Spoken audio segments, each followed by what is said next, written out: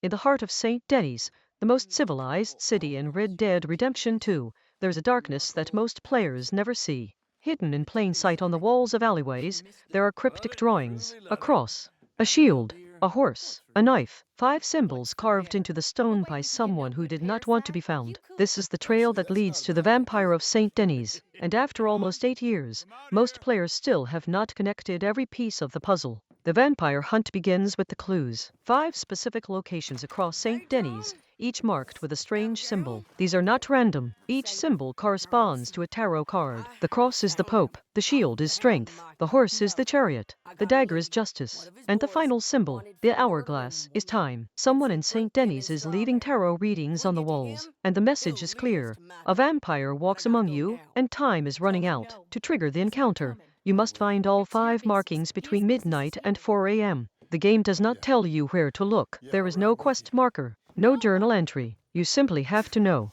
The markings are scattered across the city. 1 near the church, 1 in the alley behind the theater, 1 near the park, 1 on a wall in the market district, 1 near the docks. Players who found all 5 by accident still remember the shock of what happened next. At the 5th marking, a figure appears. He is tall, pale, moving faster than any human in the game. He attacks with a knife, and if you are not prepared, he kills Arthur in 3 hits. This is the Saint Denis vampire. He is the only NPC in RDR2 with superhuman speed. And here is the detail that still haunts players. When you loot his body, you find a letter, written in a language that does not exist in any other part of the game. Ancient Romanian. The vampire carries a unique weapon, the Ornate Dagger. It is the only knife in the game with a special design, covered in inscriptions that match the markings on the walls. But what most players do not know is that the dagger is not just a trophy. It has a hidden connection to another mystery.